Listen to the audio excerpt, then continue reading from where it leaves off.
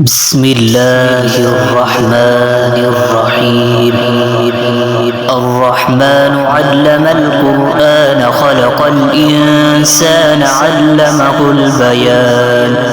الشمس والقمر بحسبان والنجم والشجر يسجدان والسماء رفعها ووضع الميزان ألا تطغوا في الميزان وأقيموا الوزن بالقسط ولا تخسروا الميزان. والأرض وضعها للأنام فيها فاكهة والنخل ذات الأكمام والحب ذو العصف والريحان فبأي آلاء ربكما تكذبان. خلق الإنسان من صلصال كالفخار وخلق الجان من مارج من نار فبأي آلاء ربكما تكذبان. رب المشرقين ورب المغربين فبأي آلاء ربكما تكذبان. مرج البحرين يلتقيان بينهما برزخ لا يبغيان فبأي آلاء ربكما تكذبان. يخرج منهما اللؤلؤ والمرجان فبأي آلاء ربكما تكذبان. وله الجوار المنشآت في البحر كالأعلام فبأي آلاء ربكما تكذبان. كل من عليها فان ويبقى وجه ربك ذو الجلال والإكرام فبأي آلاء ربكما تكذبان.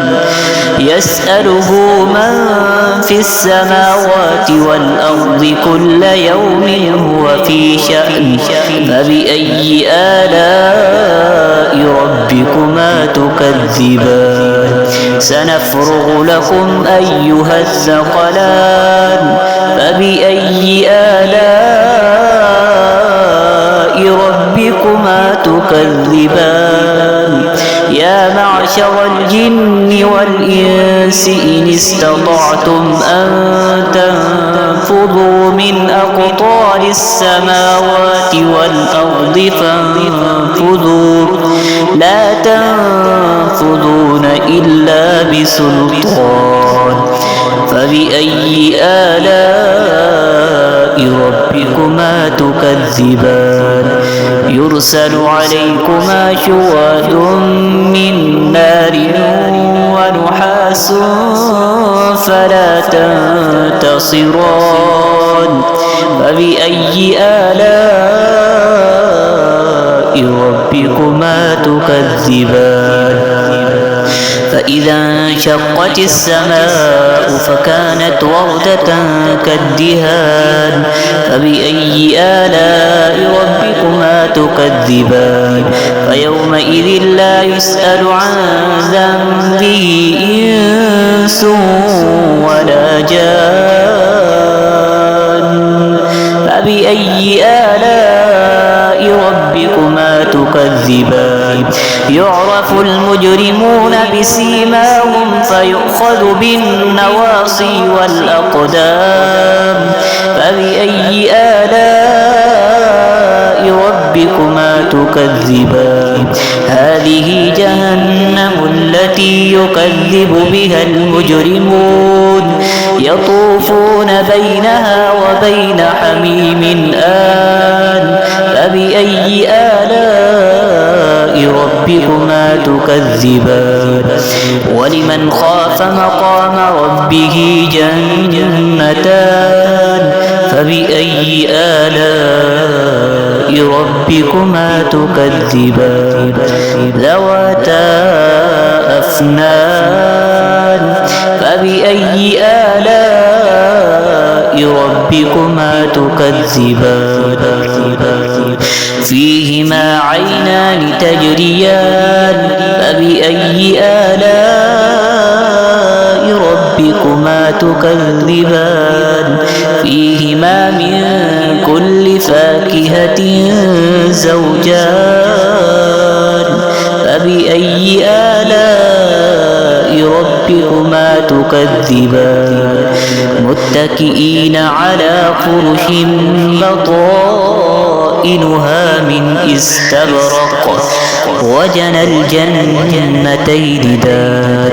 فبأي آلاء ربكما تكذبان فيهن قاصرات الطرف لم يطمثهن إنس قبلهم ولا جان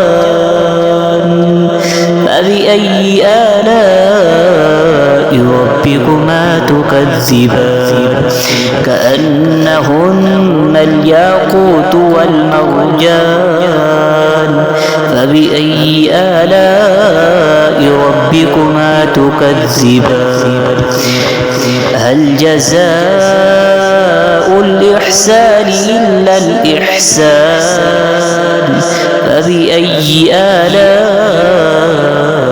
ربكما تكذبان ومن دونهما جنتان فبأي آلاء ربكما تكذبان مدهامتان فبأي آلاء ربكما تكذبان فيهما عينان نضاختان فبأي آلاء ربكما تكذبان فيهما فاكهة ونخل ورمان فبأي آلاء ربكما تكذبان فيهن خيرات حسان فبأي آلاء ربكما تكذبان حور مقصورات في الخيام فبأي آلاء ربكما تكذبان لم يطمثهن إنس قبلهم ولا جان فبأي آلاء ربكما تكذبان متكئين على رفرف خضر وعبقري حسان فبأي آلاء ربكما تكذبان تبارك اسم ربك ذي الجلال والإكرام صدق الله العظيم.